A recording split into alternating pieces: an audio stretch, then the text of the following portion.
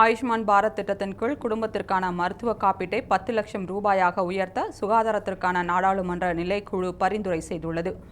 மத்திய அரசின் ஆயுஷ்மான் பாரத் திட்டத்தின் கீழ் நாட்டில் மிகவும் ஏழ்மையான 40% குடும்பங்களுக்கு தலா 5 லட்சம் ரூபாய் வீதம் மருத்துவ காப்பீடு அளிக்கப்படுகிறது.